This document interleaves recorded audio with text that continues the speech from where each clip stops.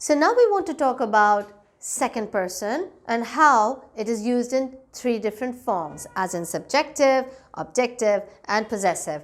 The best part about second person is that there aren't too many words that you need to use or understand. It's only you, your, yours if it's singular. It's again only you, your, yours if it's plural. So let's take a look at this side of the board. If you want to use you, the second person, in the subjective form, it will be something like this. You are my friend. Over here, this word you is being used as the subject of the form. That is why we say this is being used in the subjective form. Let's look at the objective form. I gave the pen to you. Over here, you is acting as an object of the sentence. That is why we say it is being used in the objective form. Let's talk about the possessive form. Again, it can be used in both ways, your or yours. I can say the quilt is yours. So over here, yours is being used in the possessive form where we are talking about this quilt belonging to you. I can also say this is your quilt. Again, the word your over here is being used in the possessive form, which means that the quilt belongs to you. So that's how the second person can be used in these three forms. Now let's talk about the third person being used in these three forms. So now we want to talk about how the third person in the singular and the plural form can be used in three ways, as in the subjective form, objective form and the possessive form. So take a look at this. These are the words that are in the third person. He, she, it, if singular, and they if plural. This is the subjective form of the third person. Look at this example. He is going home. Here, he is being used as a subject. She is my friend. She is being used as a subject. It is known to all. It is being used as the subject. They are playing. They is the subject. So now let's look at the words him, her, it and them being used in the objective form. I gave the pen to him. Him over here is being used as the object of the form. The subject is I. Remember, first person subjective form. Take a look at this. They bought her a cake. Her is being used in the objective form. He pet it before going out. It is being used in the objective form. And if we talk about plural, because we did talk about him, her, it, all of these are in the singular form. What happens when we write this in the plural form? It would be she passed the papers to them being used in the objective form. Remember, this is third person we are talking about, and we are trying to understand how the third person in the singular and the plural can be used in these three forms. Moving on to the possessive form. His, hers, its and theirs. That's what we use when we want to use third person in the possessive form. The house is hers. Hers over here is being used in the possessive form because this tells us that the house belongs to her. The car is his. Again, his is being used in the possessive form because it tells us that the car belongs to him. This classroom is theirs. Plural, third person. Theirs is the word which is in plural and is in the third person, and it is in the possessive form because it tells us that the classroom belongs to them. There you go. So now we understand what a case is, and hopefully we know what the three kinds of person are.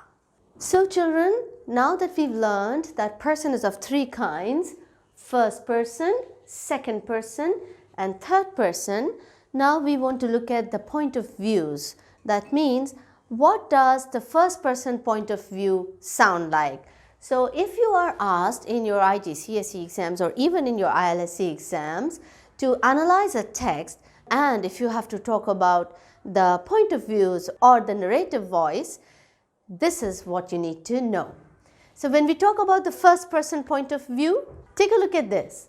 Though I look comfortably accommodated, I am not very tranquil in my mind. Now this has been narrated in the first person. What does this do? This kind of a narration establishes a close connection between the reader and the narrator. Think of it in this way: when you are reading this book or a story which is narrated in the first person, you are reading it as I am doing this, I can see this, I feel this.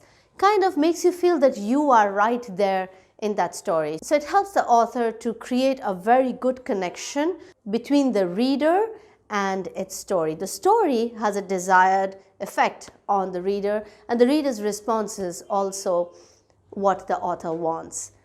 So moving on to the second person. Now this kind of writing is a little rare. I'll give you an example of it.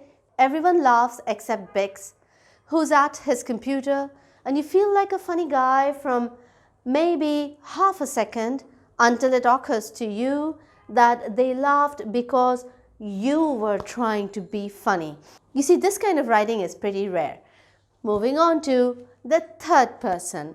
Now when we want to talk about the third person point of view, third person point of views are again of two kinds. One is omniscient, the other is limited. Omniscient third person point of view is where the narrator knows all the thoughts and feelings of the characters. So that's your omniscient third person point of view. A good example of it would be Pride and Prejudice. We all know that, don't we?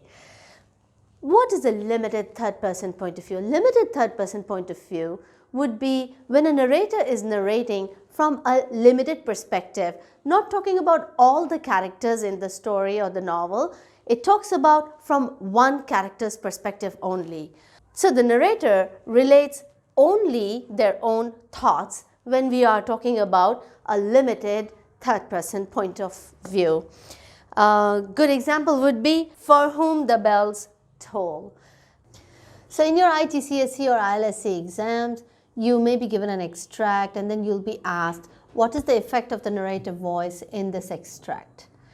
To answer that, say the narration is in first person. So how do you answer that? You have to write something like this: the character is presented to the reader through the eyes of the narrator.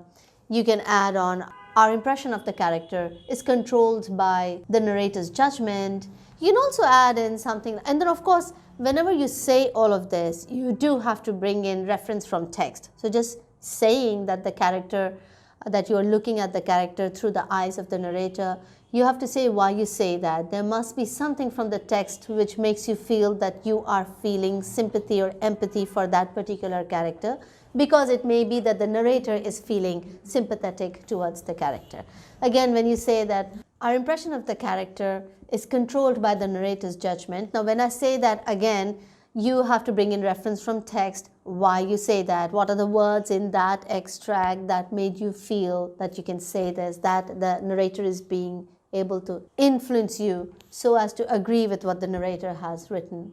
You can also add, the first person narrator addresses us directly and makes us feel more connected to the story. Now why you say that, again, you will have to bring in reference from text. It could be that the narrator is narrating a scene which touches your heart. Then from there you can bring in the extract and talk about it, and then say this is why you feel that the first person narration has brought you closer to the story.